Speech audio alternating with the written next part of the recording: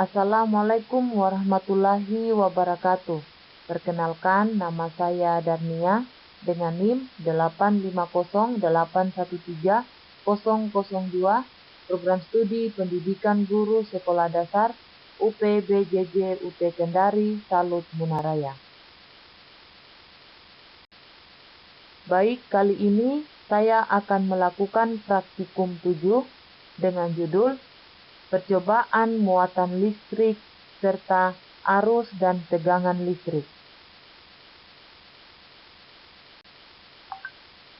Gaya listrik statis adalah gaya tarik-menarik atau tolak-menolak yang terjadi antara benda-benda bermuatan listrik dalam keadaan diam.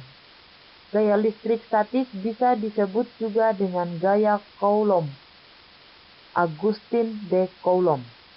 Muatan listrik yang terdapat pada gaya listrik statis ada dua jenis, yaitu satu positif disebut proton, dua negatif disebut elektron. Sifat pada muatan listrik statis: satu, jika ia sejenis negatif atau positif, maka akan tolak-menolak. Dua, jika tidak sejenis negatif atau positif, ia akan tarik-menarik. Cara menimbulkan listrik statis adalah salah satunya dengan gosokan atau gesekan.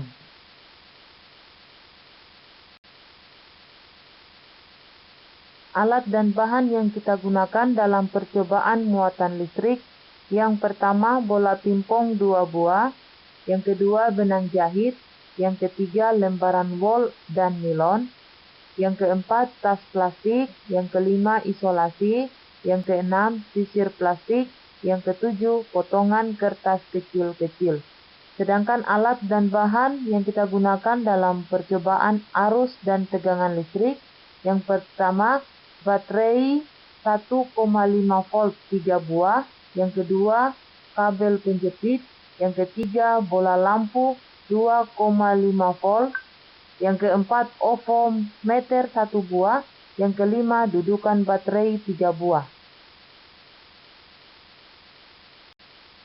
Tujuan percobaan: 1. Menunjukkan adanya muatan listrik pada suatu benda akibat yang ditimbulkan sifat muatan. Kedua, memperlihatkan adanya gaya elektronik dua buah benda bermuatan.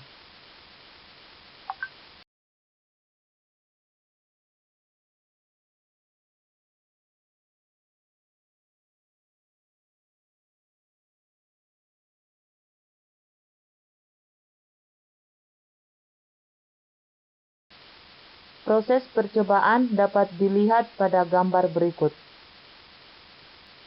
Hasil pengamatan: bola pingpong kiri digosok dengan wol, hasilnya tolak-menolak. Sedangkan wol dengan plastik tarik-menarik. Wol dengan nilon hasilnya tarik-menarik. Sedangkan plastik ketemu dengan wol hasilnya akan tarik-menarik. Plastik ketemu plastik tolak-menolak. Plastik ketemu nilon akan tolak-menolak. Sedangkan nilon ketemu wol hasilnya tarik-menarik. Nilon dengan plastik hasilnya tolak-menolak. Sedangkan nilon ketemu nilon tolak-menolak.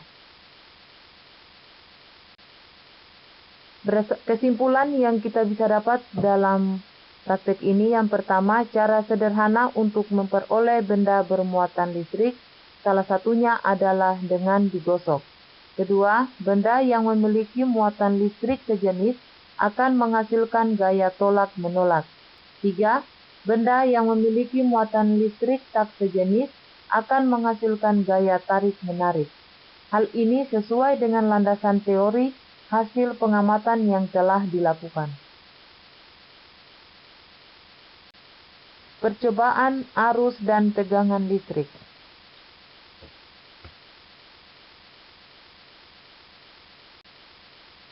Tujuan percobaan: yang pertama, dapat menjelaskan aliran arus dalam suatu rangkaian listrik.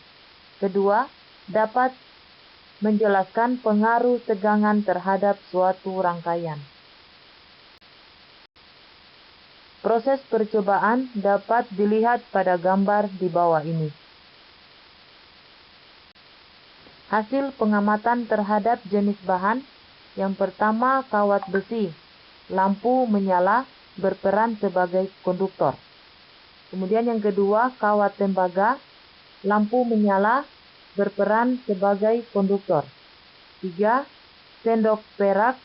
Lampu menyala berperan sebagai konduktor. Yang keempat, kayu. Lampu tidak menyala karena tidak berperan sebagai konduktor. Yang kelima, karet penghapus. Lampu juga tidak menyala karena tidak berperan konduktor.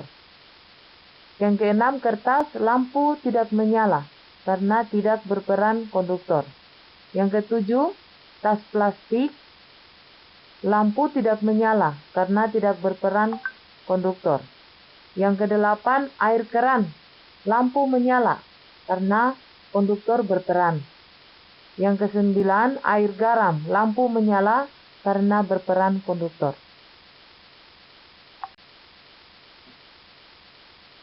Kesimpulannya, benda-benda yang dapat menghantar listrik disebut dengan konduktor. Sedangkan benda yang tidak dapat menghantarkan listrik disebut dengan isolator. Berdasarkan hasil pengamatan, kawat besi, tembaga, sendok, dan air garam merupakan konduktor. Kayu, karet penghapus, tas plastik, dan air keran merupakan isolator. Selain itu, pada percobaan tegangan listrik, baterai yang dirangkai seri akan menambah tegangan menjadi lebih besar. Semakin besar tegangan baterai, maka semakin besar energi yang dialirkan ke lampu. Terima kasih sudah menyaksikan video praktikum saya. Akhir kata, wabillahi taufiq wal hidayah. Wassalamualaikum warahmatullahi wabarakatuh.